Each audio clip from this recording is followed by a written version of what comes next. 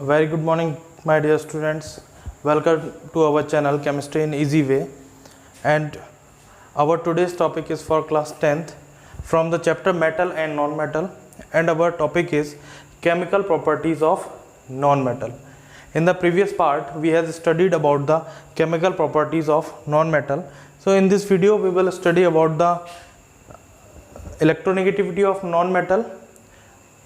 How does non-metal act as oxidizing agent, how non-metal react with oxygen, reaction of non-metal with hydrogen, reaction of non-metal with halogen, and the sixth one is displacement. So we will study these six property of the non-metal. तो इसमें देखिए पहली property है that non-metals are electronegative. अब metals वर electropositive, metals जो थे वो electropositive थे, जबकि जो नॉन मेटल्स हैं they are electronegative in nature. अब इलेक्ट्रोनेगेटिव क्यों है, तो मैंने कहा था कि जैसे इलेक्ट्रोपॉजिटिव मेटल है उसी तरीके से नॉन मेटल्स इलेक्ट्रोनेगेटिव है. तो किसी नॉन मेटल का एग्जांपल लेते हैं, सपोज हम लेते हैं क्लोरीन. तो हमको ये पता है कि जिनके लास्ट में 5, 6 और 7 इलेक्ट्रॉन्स आते हैं वो हमारे क्या कहलाते हैं, नॉन मेटल्स कहलाते हैं. तो ये जो है इसका एटॉमिक नंबर है 17 एंड इस इलेक्ट्रॉनिक कॉन्फ़िगरेशन हो जाएगा इसका 287. तो इसके लास्ट में देखिए कितने इलेक्ट्रॉन है, 7. इसका मतलब ये क्या है, नॉन मेटल्स है, नॉन मेटल में की कैटेगरी में आ रहा है. और ये इलेक्ट्रोनेगेटिव कैसे है, देखिए स्टेबल होने के लिए हमेशा कितने इलेक्ट्रॉन्स की रिक्वायरमेंट होती है, लास्ट में 8 इलेक्ट्रॉन्स चाहिए, 8 इलेक्ट्रॉन, जो कि आपने क्लास 9th में पढ़ा हुआ था. ठीक है, स्ट्रक्चर ऑफ एटम बोर का मॉडल था, तो उसमें क्या 8 इलेक्ट्रॉन की जरूरत होती है. इसका मतलब ये क्या करेगा, 8 इलेक्ट्रॉन लेने के लिए 1 इलेक्ट्रॉन को गेन करेगा और उसके बाद ये बन जाएगा 288 और यहाँ पर आ जाएगा एक माइनस चार्ज. इस माइनस चार्ज की वजह से ये क्या कहलाता है, इलेक्ट्रोनेगेटिव कहलाता है. ठीक है, और भी एग्जांपल ले लेते हैं. सपोज सल्फर का एग्जांपल लिया, सल्फर का एटॉमिक नंबर है 16, इसका कॉन्फ़िगरेशन हो जाता है 286. ठीक है, और इसका ये क्या करेगा, इसके पास देखिए 6 इलेक्ट्रॉन है, तो इसको 2 और ज़्यादा इलेक्ट्रॉन की रिक्वायरमेंट है अपने 8 इलेक्ट्रॉन करने के लिए. तो यहाँ पर आ जाएगा S-2 और ये हो जाएगा 288. तो ये जो नॉन मेटल्स होते हैं ये जब स्टेबल होना चाहते हैं तो ये इलेक्ट्रॉन की गेनिंग करते हैं, गेनिंग ऑफ इलेक्ट्रॉन, कहीं से इलेक्ट्रॉन्स को लेते हैं. इन इलेक्ट्रॉन्स की गेनिंग की वजह से इनके ऊपर क्या नेगेटिव चार्ज को ये एक्वायर कर लेते हैं. इस नेगेटिव चार्ज की वजह से ही ये इलेक्ट्रोनेगेटिव नेचर के होते हैं. ये आई होप ये वाला पॉइंट आपको क्लियर हो गया होगा. सेकंड आ जाता है हमारा, हमारी आ गई non metals are strong oxidizing agent. अब ऑक्सीडाइजिंग एजेंट क्या होते हैं, इससे पहले हम थोड़ा सा बैक में चलेंगे चैप्टर नंबर 1 में. अब ऑक्सीडेशन क्या होता है, देखिए ऑक्सीडेशन के लिए अगर हम चैप्टर 1 में पहले चलें, थोड़ा सा रिवाइज करें, तो ऑक्सीडेशन प्रोसेस जो था अगर इलेक्ट्रॉन्स के अकॉर्डिंग देखें हम लोग, तो वो था रिमूवल ऑफ इलेक्ट्रॉन. ठीक है, जहां पर रिमूवल ऑफ इलेक्ट्रॉन, इलेक्ट्रॉन पहले से कम हो जाते हैं. ठीक है, जैसे सपोज पहले 10 थे, बाद में क्या होगा 9 रह गए या 8 रह गए, जहां पर इलेक्ट्रॉन्स क्या हुए, कम हुए, वहां पर क्या हो रहा है, ऑक्सीडेशन. वहीं अगर रिडक्शन की बात करें हम लोग, तो रिडक्शन में था गेनिंग ऑफ इलेक्ट्रॉन. ठीक है, एक और एग्जांपल से आपको समझाने की कोशिश करता हूं मैं. सपोज Na है, Na के पास 11 इलेक्ट्रॉन थे, स्टेबल होने के लिए इसने क्या किया, 1 इलेक्ट्रॉन को बाहर निकाल दिया और ये क्या हो गया, अब ये 10 इलेक्ट्रॉन वाला हो गया. तो पहले इसके पास 10 थे, अभी क्या, सॉरी पहले इसके पास 11 थे, अभी कितने हैं, 10 इलेक्ट्रॉन है. इस केस में रिमूवल ऑफ इलेक्ट्रॉन हुआ, तो यहाँ पर हम कहेंगे ऑक्सीडेशन हुआ है. ठीक, इसके लिए एक एग्जाम्पल लेते हैं. Suppose M is a metal और यहाँ पर एक हमने क्या ले लिया, हेलोजन ले लिया. हेलोजन के बारे में बता चुका हूँ मैं, जिसकी वैलेंसी क्या हो, -1 है. फ्लोरीन, क्लोरीन, ब्रोमीन इसके क्या है, एग्जाम्पल है. तो अगर रिएक्शन होती है तो Mn क्या करेगा, यहाँ पर सॉरी M क्या करेगा, यहाँ पर पॉजिटिव चार्ज एक्वायर कर लेगा और निगेटिव चार्ज इस पर आ जाएगा. कहने का मतलब यहाँ पर जो कंपाउंड बनेगा, ठीक है, अगर सोडियम और क्लोराइड के बीच का हम कंपाउंड बनाएं, सोडियम और क्लोरीन के बीच में, तो ये क्या बन जाता है, कंपाउंड बनता है इस तरीके से. पहले Na होता है, ठीक है, Cl से कंबाइंड हुआ, Na+ और Cl- के आयंस में ये बन जाता है. अब यहाँ पर क्या हुआ, देखिए Na के पास यहाँ पर इलेक्ट्रॉन 11th है, यहाँ पर रहेगा 10, यहाँ पर 11th है, यहाँ पर रहेगा 10। NO ने क्या किया, रिमूवल ऑफ इलेक्ट्रॉन किया। रिमूवल ऑफ इलेक्ट्रॉन किसकी वजह से किया, इस Cl की वजह से किया, क्योंकि जो रिमूव इलेक्ट्रॉन हुआ था, जो बचा हुआ इलेक्ट्रॉन था, वो किसने एक्वायर कर लिया, Cl ने। इसका मतलब इस Cl ने ऑक्सीडेशन होने में इसकी हेल्प करी। अगर ये Cl ना होता तो ये अपना इलेक्ट्रॉन रिमूव ना कर पाता, मतलब इसका ऑक्सीडेशन नहीं हो पाता।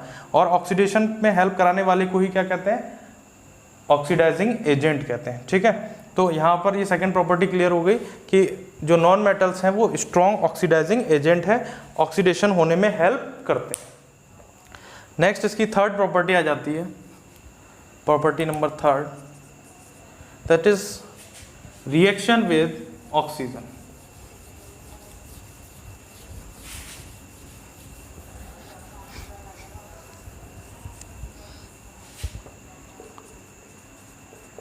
रिएक्शन विद ऑक्सीजन,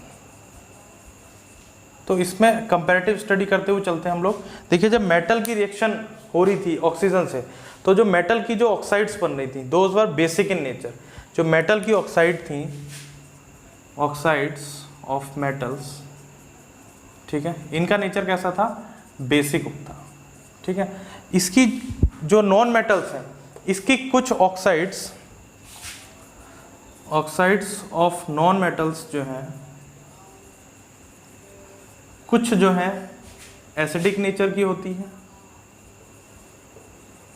ठीक है, और कुछ न्यूट्रल।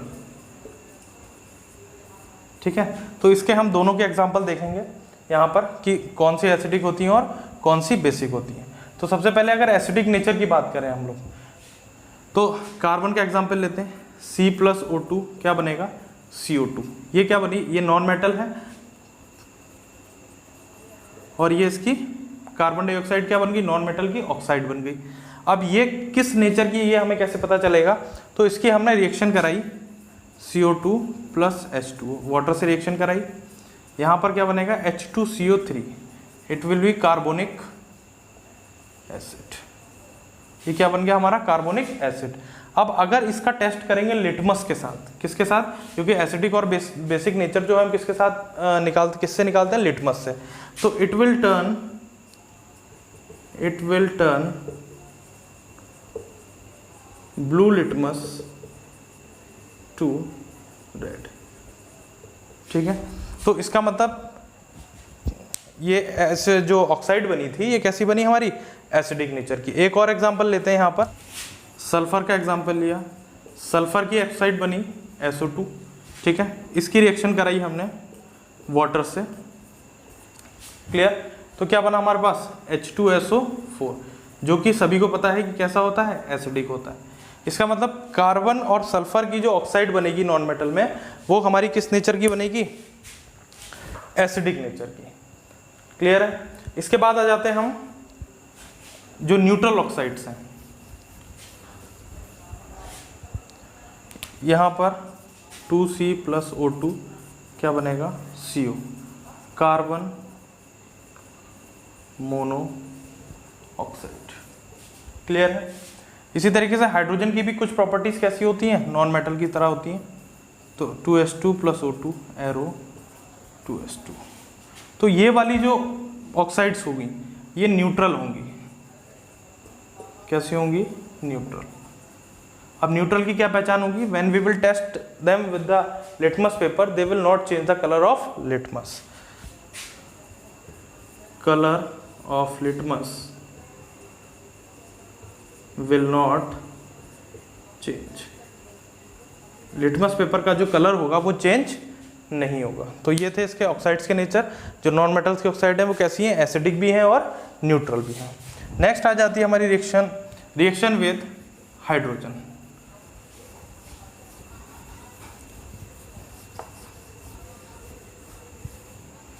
फोर्थ जो हमारी प्रॉपर्टी है that is reaction with hydrogen. ठीक है, तो जिस तरीके से मेटल रिएक्ट करता था वो मेटेलिक हाइड्राइड बनाता था, इसी तरीके से इसकी जो हाइड्राइड बनेगी वो बनेगी नॉन मेटेलिक हाइड्राइड। ठीक है, किस तरीके से देखिए, सपोज हमारे पास एग्जाम्पल है नाइट्रोजन का, N2 react with H2, it will form NH3। Balance करने के लिए यहाँ पर 3 लग जाएगा, यहाँ पर 2 लग जाएगा। सो ये क्या बन गई हमारी, नॉन मेटेलिक हाइड्राइड बन गई। एक और एग्जांपल ले लेते हैं हम लोग, सपोज सल्फर का ले लिया, यहाँ पर रिएक्शन है sulphur acid okay plus 8H2, this is the balance equation. ठीक है, तो यहाँ पर नॉन मेटल की ये हाइड्राइड्स हो गई। ठीक है, नेक्स्ट आ जाती है हमारी रिएक्शन विद हैलोजेंस, जो नेक्स्ट प्रॉपर्टी है property number 5th।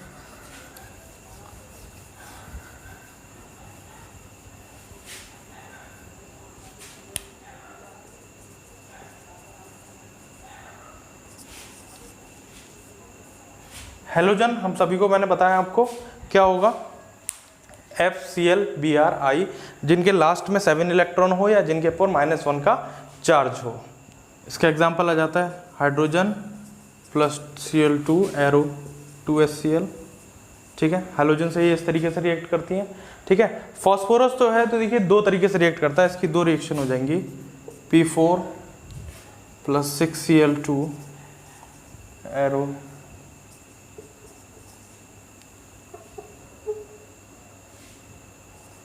it will be in liquid form PCl3 phosphorus trichloride. ठीक है, यहाँ पर P4 plus 10Cl2 they will form 4PCl5। ठीक है, तो ये भी देखिए ये सॉलिड फॉर्म में होगा। ये फॉस्फोरस के साथ क्लोरीन 2 तरीके से रिएक्ट कर रहा है, एक बार फॉस्फोरस ट्राइक्लोराइड बना रहा है, एक बार फॉस्फोरस पेंटाक्लोराइड बना रहा है। अब ये इस तरीके के 2 अलग प्रोडक्ट क्यों बना रहा है, ये आपका 11th क्लास में है, जब आप इसको अच्छे से केमिस्ट्री को पढ़ोगे तब आपको पता चलेगा कि फॉस्फोरस के साथ ये क्लोरीन के 2 कंपाउंड क्यों बनते हैं। ये एक क्वेश्चन भी है 11th क्लास में बहुत अच्छा सा। नेक्स्ट प्रॉपर्टी जाती है हमारी property number 6, that is displacement reaction.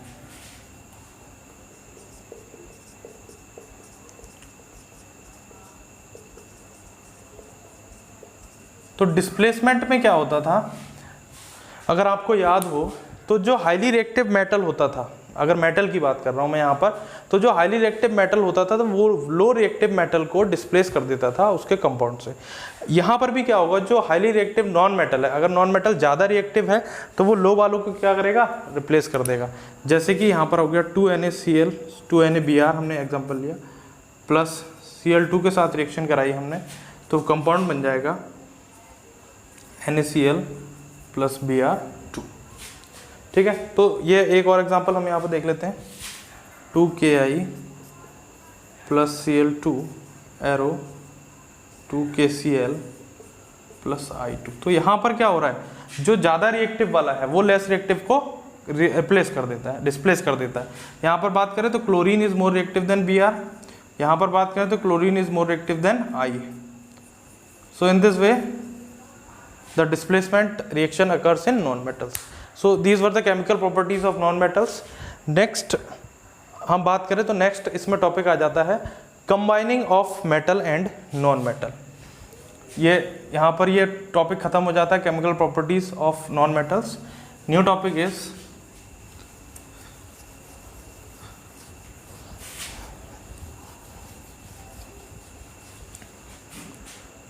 combination of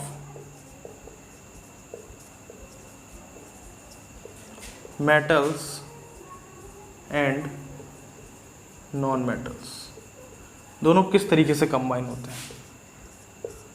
तो देखिए कंबाइन होने के लिए इनको क्या चाहिए, इनको आपस में कोई बॉन्ड बनाना पड़ेगा। बॉन्ड का मतलब आपस में एक अटैचमेंट करना पड़ेगा। ये अटैचमेंट 2 तरीके के होते हैं। The first one is ionic bond और ये हो जाता है कोवेलेंट बॉन्ड। तो यहाँ पर अगर ये जो आयनिक बॉन्ड है इसको देखें, ये बनता है ट्रांसफरिंग ऑफ इलेक्ट्रॉन से।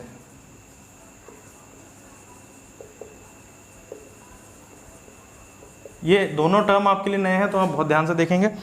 ये जो आयनिक बॉन्ड है ये जब बनता है जब ट्रांसफरिंग ऑफ इलेक्ट्रॉन होती है, ठीक है।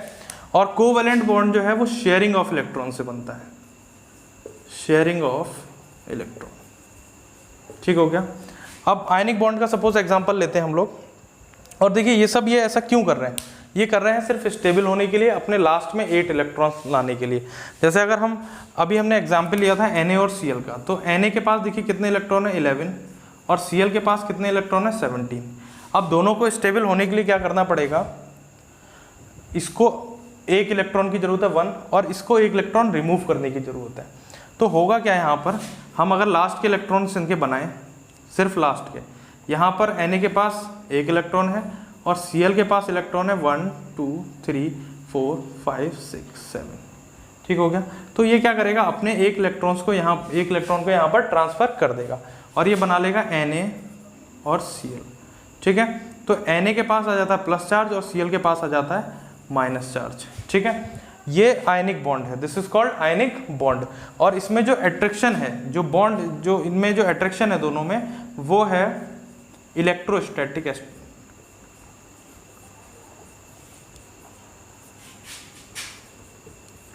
अब ये इलेक्ट्रोस्टैटिक क्यों है, क्योंकि एक पॉजिटिव और एक निगेटिव है, इनमें पॉजिटिव और निगेटिव का बॉन्ड बना हुआ है, ठीक है। और अपोजिट चार्जेस का जो बॉन्ड होता है ये बहुत ही स्ट्रांग होता है। वहीं अगर कोवेलेंट बॉन्ड की बात करें तो कोवेलेंट बॉन्ड में क्या होता है, म्यूचुअल शेयरिंग होती है। एक छोटा सा एग्जांपल मैं देता हूं आपको। Suppose CH4 is a compound, ठीक है, CH4, और कार्बन के पास लास्ट में 4 इलेक्ट्रॉन होते हैं।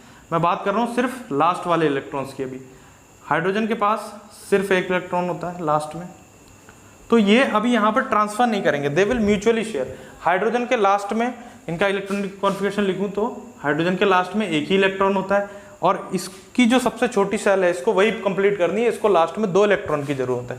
वहीं कार्बन की अगर बात करें तो कार्बन का जो एटॉमिक नंबर है वो 6 है, ठीक है, और इसका जो इलेक्ट्रॉनिक कॉन्फ़िगरेशन है 2 और 4, इसको 4 इलेक्ट्रॉन की जरूरत है। अब या तो ये 4 इलेक्ट्रॉन को डोनेट करे या 4 इलेक्ट्रॉन को गेन करे। अब इसके लिए दोनों ही काम बहुत ज़्यादा टिपिकल है, क्योंकि 4 इलेक्ट्रॉन को गेन करना है या 4 इलेक्ट्रॉन को लूज करने के लिए बहुत सारी एनर्जी की रिक्वायरमेंट होगी। तो ये क्या करेगा, म्यूचुअल शेयरिंग करेगा। म्यूचुअल शेयरिंग का मतलब ये कार्बन इस हाइड्रोजन से बोलेगा कि तुम अपने इलेक्ट्रॉन मुझे कुछ देर के लिए दे दो, मैं काम चला लेता हूँ। वही हाइड्रोजन क्या करेगा, कार्बन के इलेक्ट्रॉन से काम चलाएगा। तो देखिए ये हाइड्रोजन इस कार्बन का 1 इलेक्ट्रॉन लेगा, ठीक है, ये सारी हाइड्रोजन कार्बन से म्यूचुअल शेयरिंग कर रहा है। म्यूचुअल शेयरिंग का मतलब एक दूसरे के काम आ जाना, यहाँ पर किसी भी इलेक्ट्रॉन का ट्रांसफर नहीं हो रहा है, ठीक है। अब कार्बन क्या करेगा, कार्बन इन सभी के इलेक्ट्रॉन का यूज करेगा।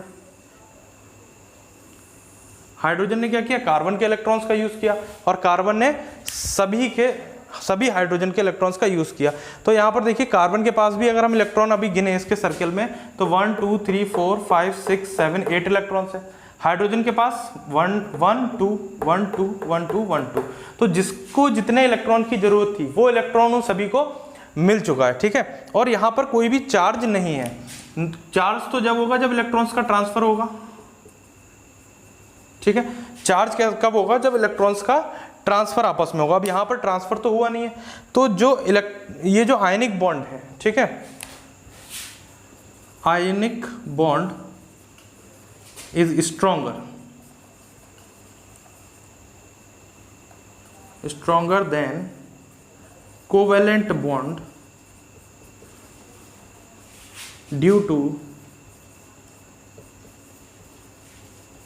Electrostatic force of attraction.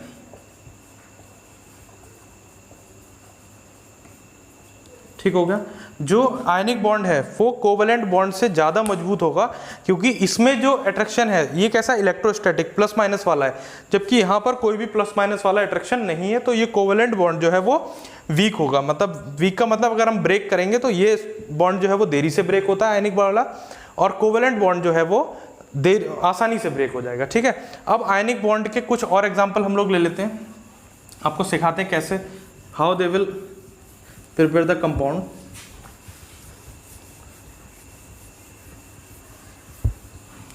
Suppose MgCl2, अभी तक तो मैं आपको बताता था कि कैसे फॉर्मूले बनाते हैं हम लोग। Mg का चार्ज हो गया +2 और Cl का मैं यही बताता था -1, इस तरीके से क्रॉस मल्टीप्लाई कर दिया और Mg और Cl2 बना लिया। मगर एक्चुअल में होता क्या है वो आज मैं दिखाऊंगा यहाँ पर आपको। Mg के पास नंबर ऑफ इलेक्ट्रॉन्स होते हैं 12, कॉन्फ़िगरेशन होता है 282, ठीक है। Cl की बात करें, नंबर ऑफ इलेक्ट्रॉन होते हैं 17, इलेक्ट्रॉनिक कॉन्फ़िगरेशन 287, ठीक। इसको क्या है, इसको अपने 2 इलेक्ट्रॉन रिमूव कर दें यहाँ पर, क्योंकि जिसके पास लास्ट में 1 2 या 3 इलेक्ट्रॉन, लास्ट में 1 2 या 3 इलेक्ट्रॉन है, वो क्या करता है, इलेक्ट्रॉन को रिमूव करने की कोशिश करता है। इसके पास 7 है, इसको इलेक्ट्रॉन कहीं से गेन करना है। 5 6 7 वाले जो हैं वो इलेक्ट्रॉन गेन करने की कोशिश करते हैं। क्लियर है सभी को?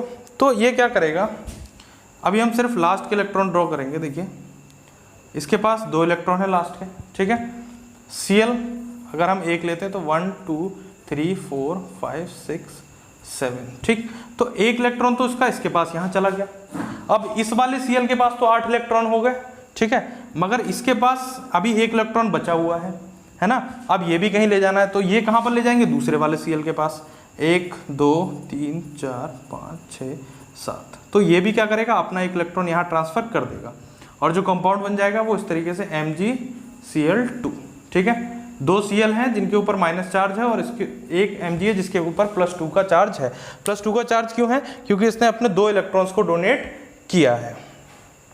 एक और एग्जांपल देखते हैं हम यहाँ पर,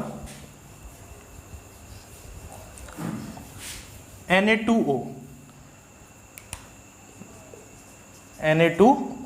अगर इसकी रिप्रेजेंटेशन करनी पड़े तो सोडियम के पास देखिए कितने इलेक्ट्रॉन है, 11, इसका कॉन्फ़िगरेशन है 281, ठीक है। ऑक्सीजन के पास कितने इलेक्ट्रॉन होते हैं, लास्ट में इसका नंबर होता है 8, ठीक है, 2,6। इसको 2 इलेक्ट्रॉन चाहिए अपना ऑक्टेट पूरा करने के लिए। ऑक्टेट का मतलब 8 इलेक्ट्रॉन्स, ऑक्टेट का मतलब होता है 8 इलेक्ट्रॉन्स, ठीक है। तो इसको 2 इलेक्ट्रॉन चाहिए और इसको 1 इलेक्ट्रॉन अपना रिमूव करना है, ठीक है। तो ऑक्सीजन लिया हमने 1 2 3 4 5 6, ठीक है। पहले एक सोडियम लिया हमने, इसके लास्ट में 1 इलेक्ट्रॉन था, ये अपने 1 इलेक्ट्रॉन को क्या करेगा, डोनेट कर देगा। मगर अभी देखिए यहाँ पर ये तो सेटिस्फाई हो गया, इसके पास तो 1 इलेक्ट्रॉन डोनेट करने के बाद 8 इलेक्ट्रॉन हो गए, मगर इसके पास अभी 7 इलेक्ट्रॉन्स ही हैं, अभी 7 ही इलेक्ट्रॉन है। तो ये क्या करेगा, 1 सोडियम और लेगा, और 1 सोडियम इसको क्या करेगा, अपना इलेक्ट्रॉन और डोनेट करेगा।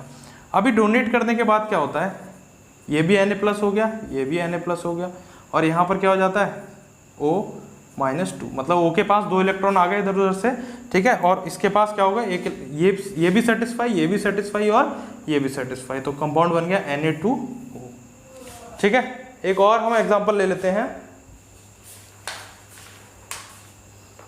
MgO। ये एग्जांपल आई होप सभी के समझ में आ गया होगा।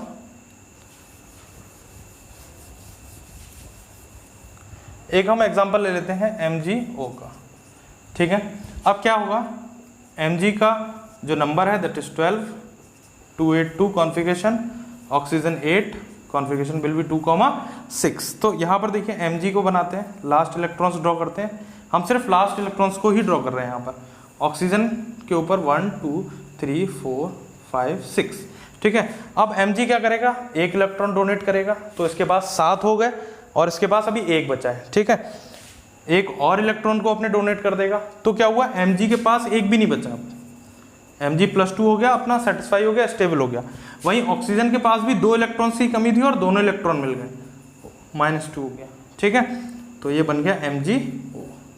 सो इस तरीके से ये आयनिक बॉन्ड बनते हैं। सो इस वीडियो में इतना ही। नेक्स्ट वीडियो में हम मिलेंगे इसी चैप्टर के नेक्स्ट टॉपिक के साथ। Thank you very much, thanks for watching.